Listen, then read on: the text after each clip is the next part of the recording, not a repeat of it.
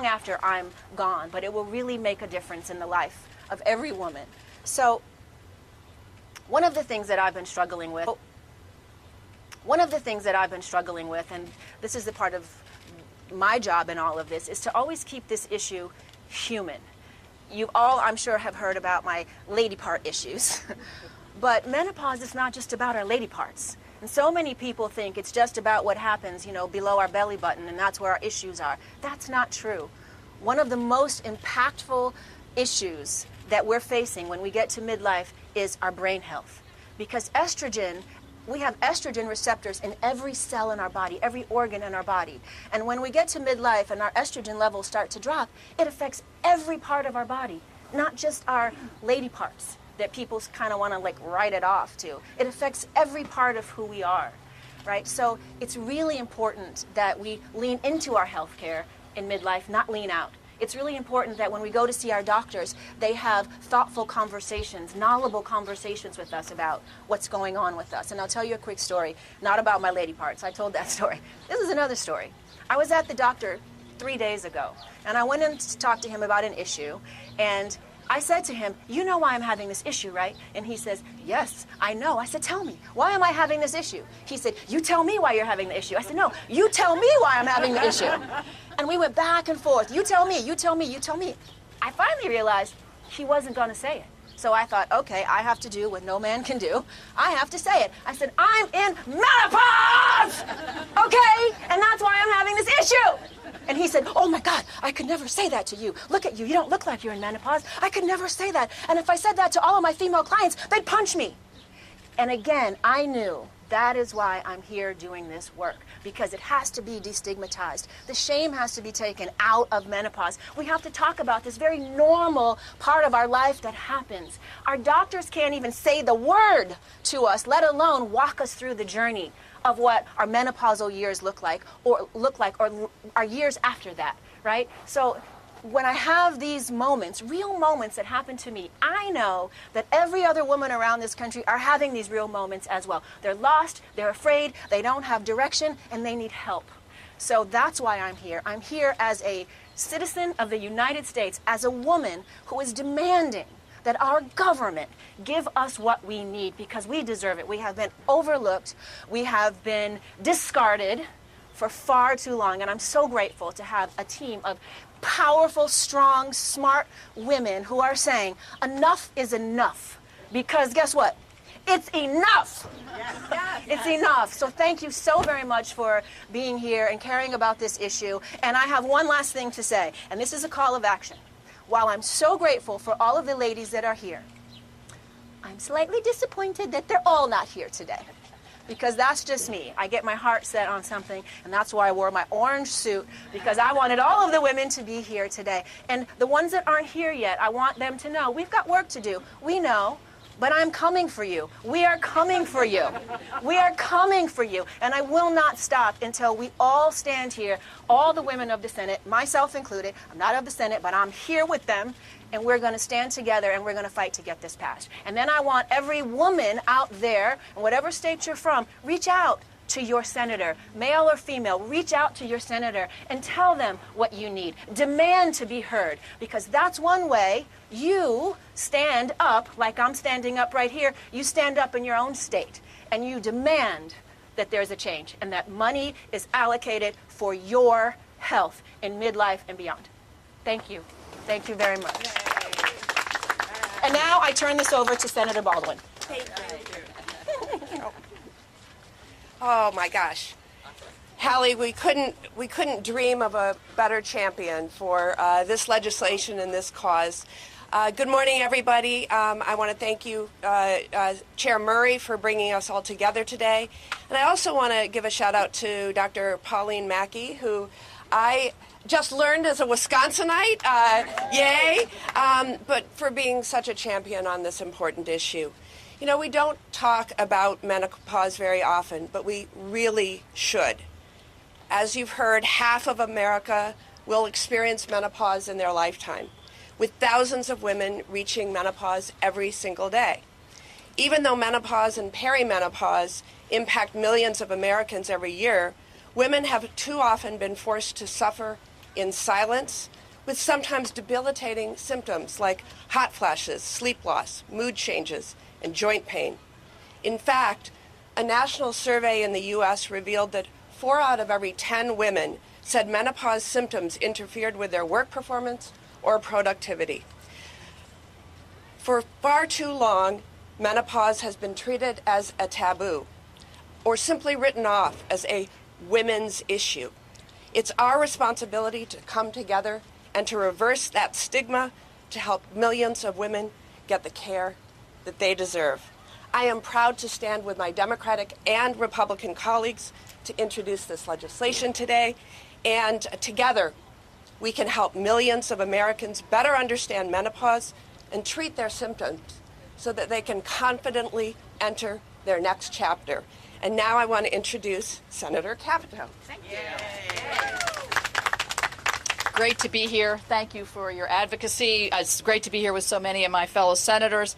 I think we're proving here that menopause is not a partisan issue. It certainly is a bipartisan issue. And Senator Baldwin and I are I'm the ranking member. She's the chair of the subcommittee on Labor H, where a lot of the research, this to me is the most exciting part of what we're talking about today, is the research that's going to occur at NIH and other places to be able to answer the questions that, quite frankly, the only person I went to ask was my own mother. Yes. And many of us have relied on our mothers and our sisters to give us a hint, give us a clue, see where we're headed. And so now we're going to have the opportunity to not only have professionals better trained, but also have the research that backs up how and where menopause affects people. Some people it affects a lot. Some people it doesn't affect hardly at all. And so there's a whole spectrum here.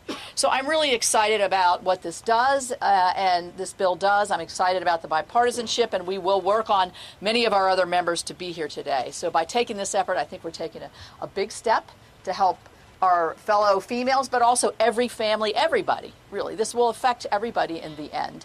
And I'm proud to be here today. I do have to slip out, though, because we have all kinds of committee meetings going on. So thank you all for being here, and thank you. Thank you, Halle.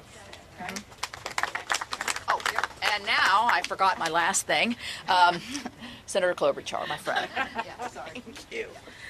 Thanks so much, Shelley. Thank you to Tammy, and thank you to Senator Murray and Senator Murkowski and Halle Berry. We're going to match your orange pantsuit, I promise. This is a moment where we can make talking about menopause cool, or at least not hot. Okay, that is our plan. You all saw that new study that came out, and that's great, just this week. But when we were just talking about this beforehand, for years there's just confusion. What should we do? Is it safe to do this? Is it safe to do that? We know that for most women this starts between the ages of 45 and 55. It can last for years. And here we are in 2024 talking about it. And as Lisa noted, I think if this was happening to men all these years, we would not be out right here doing this press conference, because we would have figured out the treatment, we would have gotten the facts, and now it's our time and our moment to get this done. So I'm going to talk a little bit about my own experience with this, a little different but yet similar to many women that I have talked to. I was diagnosed, as many of you know, a few years ago with stage 1A breast cancer in 2021, and for a number of reasons we are not going to get into, the surgery and medication triggered months and months of hot flashes. And so literally I am going out to the Senate floor, having to give some big speech, listening to one of our male colleagues who have no idea what is going on, and I can tell you it is a recipe for hard times and dark thoughts. Like, these guys have no idea what I'm going through, and now they're saying that. Why is he giving this speech? Why doesn't anyone care? And so these hot flashes, as noted, can keep you up at night. They can drive you, especially nuts during hot weather, thank you, with lights. And for cancer patients especially, there are very limited remedies, and including nightly visits to the freezer. And by that I mean, yes, putting your head in the freezer. At one point, I was doing an interview on antitrust, scintillating topic, on the Stephen Colbert Show, remote, with that light like that in my face. And I had not one, not two, not three, but 4 hot flashes in the middle of the interview. The lucky part for me is, for some reason, anyone could tell except this time. A very famous person called me and said, "What are you doing? You look just glowing on that interview." It was just incredible. So while this is a taboo subject to usually talk about, you can see there are some clear advantages from time to time.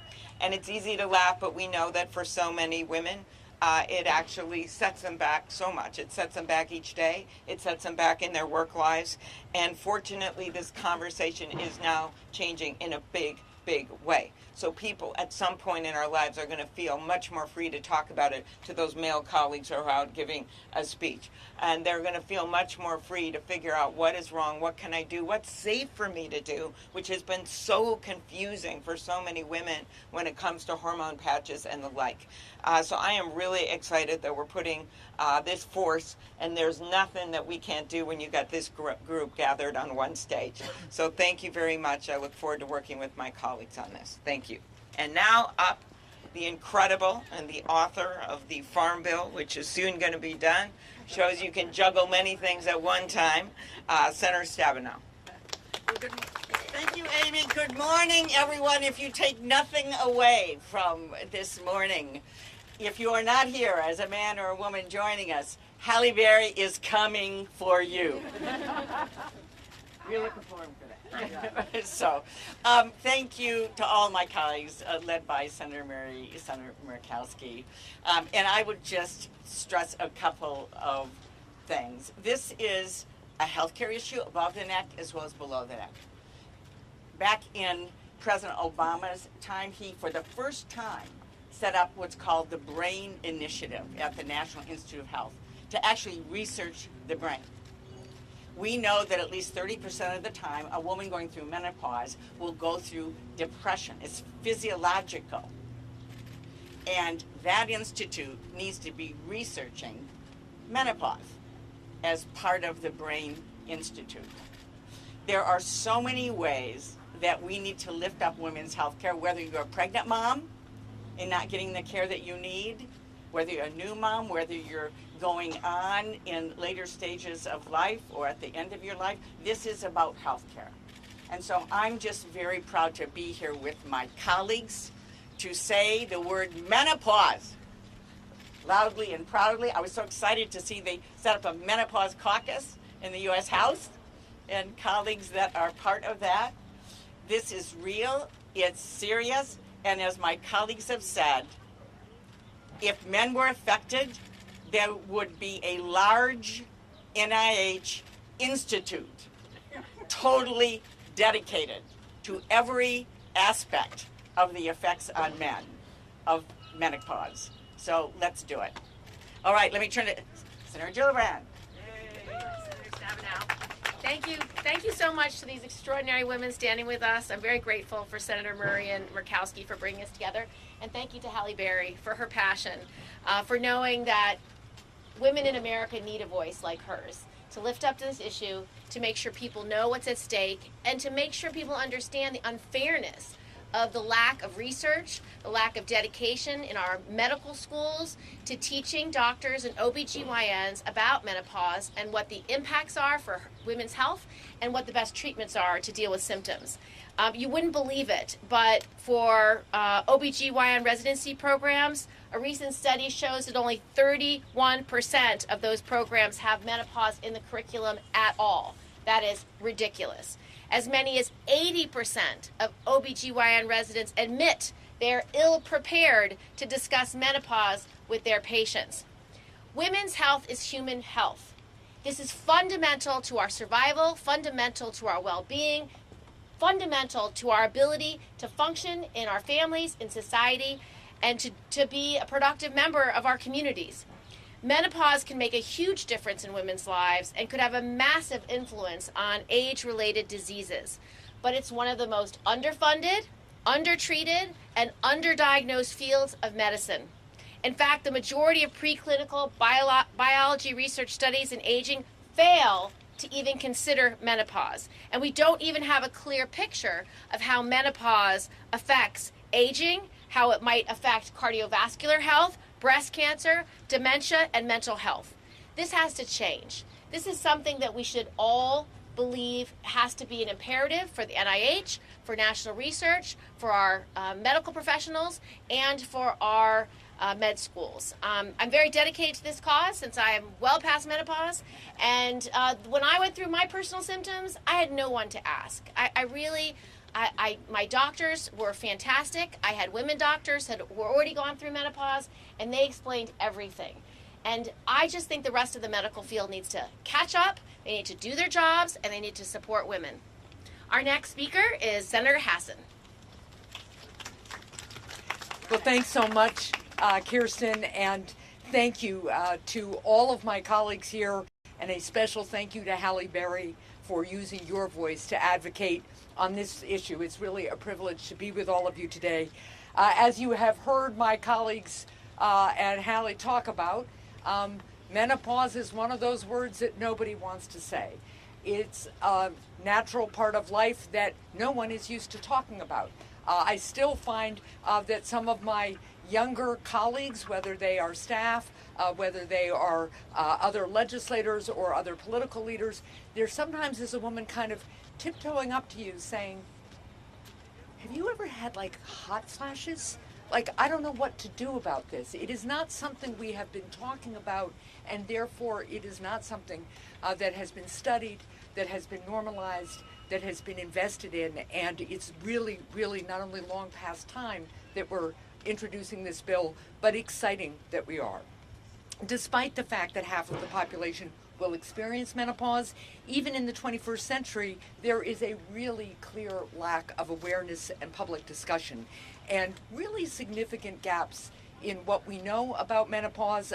As Senator Klobuchar mentioned, for about the last 20 years, women have been told, based on a study that I think is about 20 years old, if I'm right, doctor, that they really shouldn't use hormone treatment therapy because of the risks involved. Then I read this article yesterday that says, actually that study, done by a well-respected group, that was pretty wrong. The design was bad. People have known the design was bad for a while, but we're finally catching up, and the new research shows that there are really safe options, particularly for younger women who are beginning menopause. So we have a lot of work to do. That's why this bipartisan legislation, which will strengthen federal research and raise public awareness and expand training, is so important. I too had women doctors. One of the best pieces of advice that I ever got was, find a primary care physician who is female and about 5 years older than you are, because she will have gone through everything else. And I was very, very lucky to have excellent women physicians, but that also speaks to the need for full and diverse representation in all professional fields, right? Especially when it comes to healthcare. So last thing, if we believe, as we do in the United States of America, in our beloved democracy, that every single person counts and has full and equal worth, then we have to make sure that we are investing in healthcare research, treatment, and actual care that serves every single person so that they can reach their full potential, be full contributors to our society, and continue to make a difference regardless of the stage of life they're in. So thank you all very much for being here. It's now my real honor and pleasure to turn this over to Dr. Mackey. Doctor? Good morning, everyone. I have the tremendous honor of representing the menopause research community. And on behalf of the community, thank you, thank you, thank you, thank you, and thank you, Halle. This is nothing short of revolutionary. I used to be that weird scientist who studied the brain and menopause, and I was kind of sidelined into, the back area of the NIH and the like, and suddenly there are hot flash commercials on the Super Bowl. So what's happening here, right? Now, I got into menopause research not thinking, I went out to get my PhD in cognitive neuroscience to study menopause, but I got into it because of sex differences in Alzheimer's disease. And all of us have someone in our family affected by Alzheimer's disease.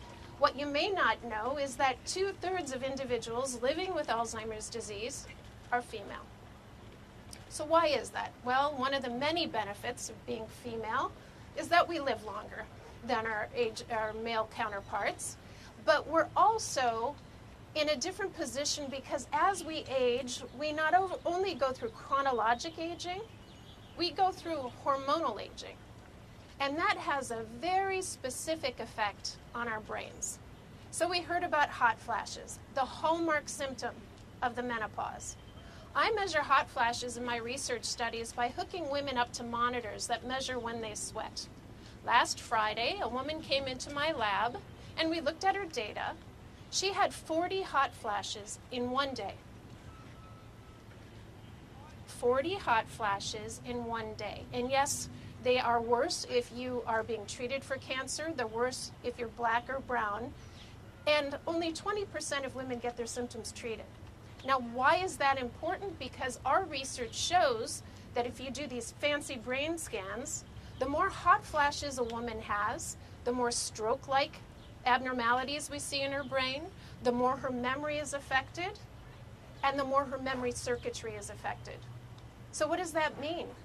It means that menopause brings her brain to a different state when she's at the age of 60. She has to build resilience. So what do we need? We need to get women the help they need to build the best brains that they can, so that if and when the pathology of Alzheimer's disease begins, they're resilient to it. And to do that, we need more menopause researchers. We need more menopause funding.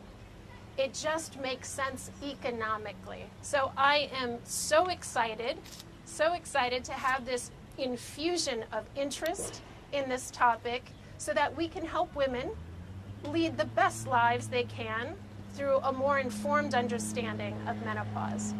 And with that, I thank you, and I'll turn it back to Senator Murray for the questions. Thank you so much. Thank you. Thank you, Doctor. Really appreciate your insight. Thank you to all of our amazing co-sponsors, and especially thank you to Halle for being the force behind us that is here today. This is the beginning, not the end. This is our start of going out and getting as many co-sponsors as we can on both men and women. And we are going to get this passed and put it into law and make sure that women have the research they need, have the public health information they need, and that we, as women in the Senate, along with our help from Halle and so many others, are going to change lives for women. That's our goal today. So thank you all for being here. And I think I have time for a couple questions. Yes. Anybody has any questions specifically? Yes.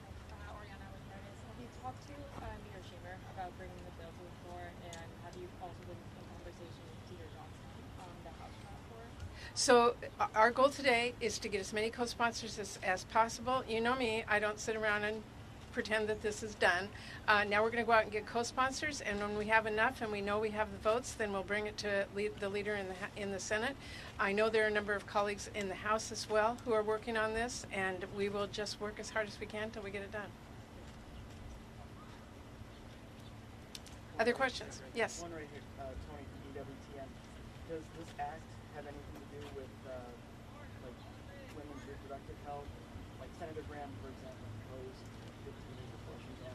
Has nothing to do with that. This has to do with the phase of life that women are going through during menopause, and the fact that we do not have the research, the support, the physicians out there who can help women through it and make sure that women are taking the best care of themselves as they can as they go through menopause. Yes. How many sponsors do you have at this moment? 16. Right now, this minute. Give us 10 minutes. And we just started. We just started, so. And All right. we haven't even invited the men. And I Yeah. bet they'll all say yes the minute we ask. Yeah. Will you be on a menopause bill? Yes, yes. Are you afraid of it? Yeah. Are you afraid of this bill? Don't know. See what I mean? We'll get there. Well, again, thank you all so much for being here. Let's go get this done. Thank you. Well said. Well said.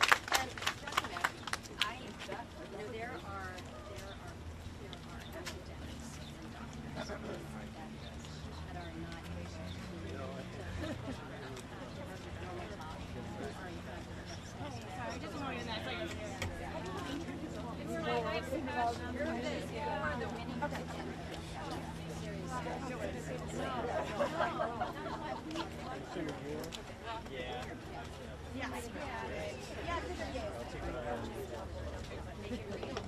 academics and doctors that are not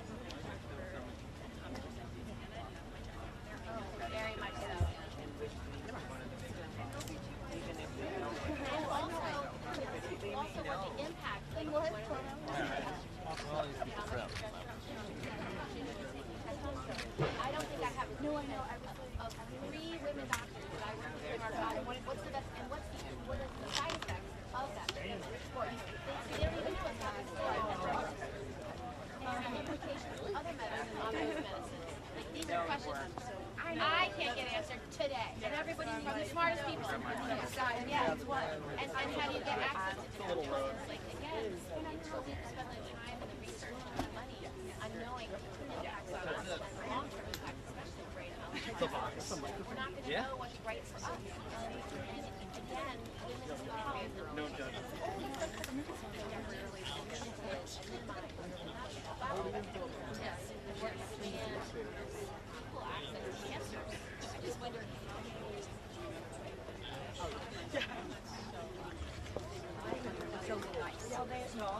Or your mother's doctor's advice, who definitely didn't know anything. How about no advice? They just like knuckled it and thought they had to bear it and get through it.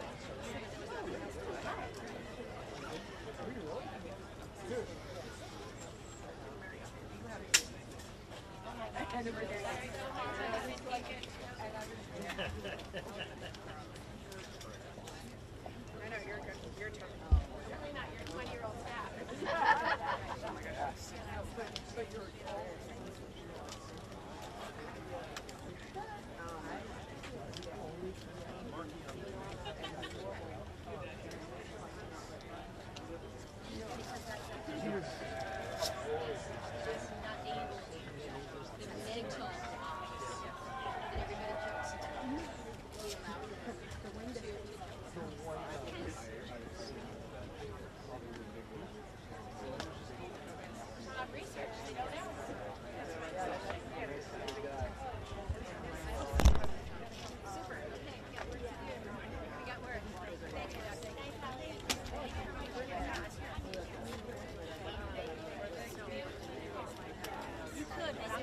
Thanks, honey. Great. Great.